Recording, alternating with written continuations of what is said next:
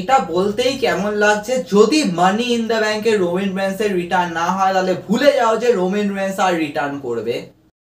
Hey guys, what's up and welcome to Shubham Dutta show.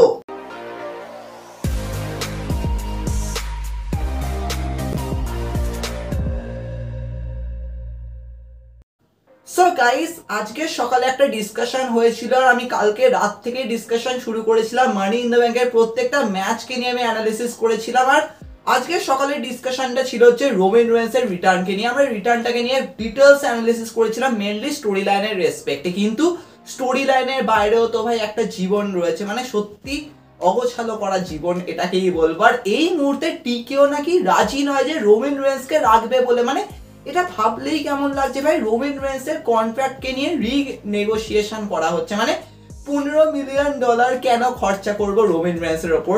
উনি তো ভাই পার্ট টাইমার। আমরা খুশি রয়েছি CM punk, Cody road, Seth Rollins, ভাই তারা তিনজন মিলে ডাব্লিউডাব্লিউ কে উদ্ধার করে দেবে। কেন লাগবে রোমেন রেন্সকে? মানে এই মুহূর্তে ফ্যান্সরা খেপে গেছে। মানে টিকেও কি ভাবছে ভাই, বিজনেসটাকে কোথায় তুলে দেবে? মানে তোমরা বাজেট কার্ডের চক্করে একে বের করে দিচ্ছ, ওকে বের করে দিচ্ছ, এখন রোমেন রেন্সের তোমাদের দরকারই নেই ভাই।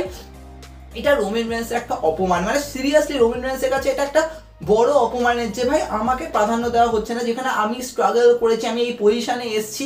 আমার একটা অ্যাপিয়ারেন্স, ভাই একটা অ্যাপিয়ারেন্স, একটা টি শার্ট এনাফ প্রফিট করে দেবে, কিন্তু আমাকে ওই সম্মানটা দেওয়া হচ্ছে। মানে সত্যি ভাই রোমেন রেন্সকে এরকম ভাবে ভাবা হচ্ছে ভাই, রোমেন রেন্স যদি কন্ট্রাক্ট নেগোসিয়েশন না হয় তাহলে দরকার নেই, কারণ উনি পার্ট টাইমার বলে মানে কিচ্ছু বলার নেই। আর এই মুহূর্তে রোমেন রেন্সের রিটার্নটাকে নিয়ে অবভিয়াসলি আমরা প্রত্যেকেই আশা রেখেছিলাম যে হ্যাঁ মানি ইন দ্য ব্যাংকে হবে। কিন্তু ভাবো যদি এমন হয়ে যায় যে এই কন্ট্রাক্ট নেগোসিয়েশনের চক্করে সত্যি রোমেন রেন্সের রিটার্ন হলোই না, মানে হলো না, মানে একদমই হলো না। কারণ রোমেন রেন্স এরপরে হবে যখন দরকারই নেই তাহলে আমি হলিউডেই চলে যাবো। কারণ অবভিয়াসলি ওনার এবছরের শুরু থেকেই তো একটা প্রজেক্টের প্ল্যানিং তো স্টার্ট হয়ে গেছিল, আমরা দেখতে পেয়েছি। তো সেক্ষেত্রে রোমেন রেন্স আর থাকবেই না। মানে সিরিয়াসলি মানে এটাকে আমরা কি করে ভাববো? আর অবভিয়াসলি ভাবো ইন্ডিয়ান অডিয়েন্স, আজকে আমি সকাল থেকে দেখছি প্রত্যেকে বলছে রোমেন রেন্স না থাকলে দেখবোই না।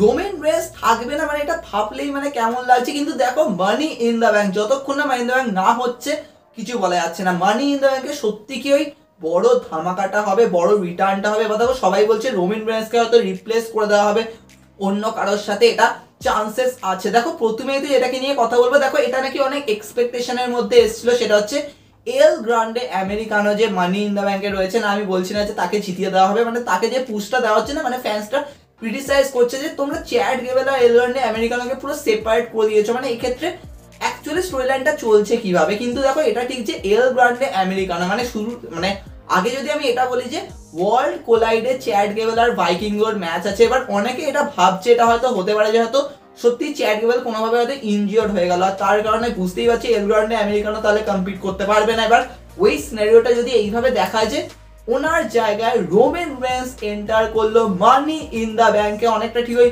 ব্রক লেসনারের মতনও বলতে পারো। কিন্তু এখান থেকে কি আমরা এই স্টোরি লাইনটা ভাবো যে Romain Reigns money in the bank জিতবে, নাকি রোমেন রেন্স লাস্টে ঢুকবে আর এসে রোমেন রেন্স সেথ রলিন্সকে কস্ট করাবে? দেখো এটা আমার মাথায় একদমই আসেনি। আর আমি কেন ভাববো, মানে এরকম কখনো হতে পারে যে ভাই এল গ্রান্ডে আমেরিকানো ইনজিওর হয়ে গেল, তার জায়গায় রোমেন রেন্স আসলো? আমি জানি না ভাই সত্যি এটা হবে কি হবে না, কিন্তু অনেকের এক্সপেকটেশন রয়েছে। কিন্তু সব থেকে বড় এক্সপেকটেশনটা এটাই যে রোমেন রেন্সের কি রিটার্ন হবে না, ডাব্লিউডাব্লিউ কি তাহলে সেটাকে রিপ্লেস করে দেবে ট্র্যাভিস স্কটের সাথে? ভাই ট্র্যাভিস স্কটের রিটার্ন তোমরা ধরে নাও, ভাই ট্র্যাভিস স্কটকে নিয়ে প্ল্যানিং চলছিল সবসময়, তো ট্র্যাভিস স্কটেরই নাকি রিটার্নটা হবে। আর যেটা আমরা অলরেডি ডিসকাশন করছিলাম যে জন সিনা লোগান পল তাহলে জিতে যাবে ট্র্যাভিস স্কটের কারণে। কিন্তু কথা হচ্ছে তোমরা ট্র্যাভিস স্কটকে নিয়ে আসলে মানে ফ্যান্সটা মেনে নেবে? ভাই ট্র্যাভিস স্কট রোমেন রেন্সকে রিপ্লেস করছে, মানে এই মুহূর্তে আমি বুঝতে পারছি ভাই ট্র্যাভিস স্কট চলো ঠিক আছে অ্যাটেনশন রয়েছে, কিছু একটা করতে হচ্ছে।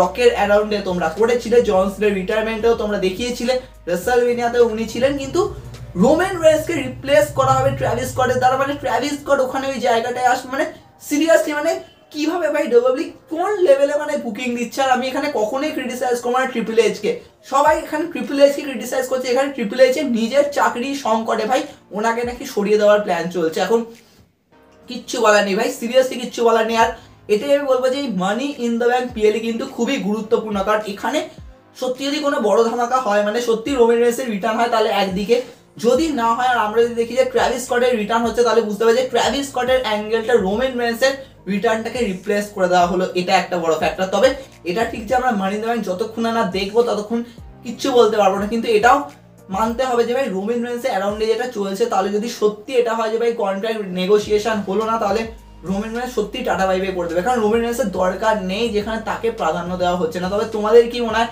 কমেন্টে জানাতে পারো, কারণ এখানে সত্যি কিছু বলার নেই, মানে যা চলছে মানে সত্যি মানে এটা কোথায় গিয়ে যে থামবে, মানে সত্যি অনেক সুপারস্টাররা সেক্ষেত্রে বেরিয়ে যাবে। আর ভাবো জন সিনা এটা লাস্ট ইয়ার, মানে জন সিনাও ভাবছে আমি দিয়ে তো দিচ্ছি, কিন্তু তারপরে সত্যি মানে এই কোম্পানিটা মানে আমি বলে তো ছিলাম যে ধ্বংস করে দেবো, কিন্তু সত্যি আমার কথার পেছনে সত্যি ধ্বংস হয়ে যাচ্ছে।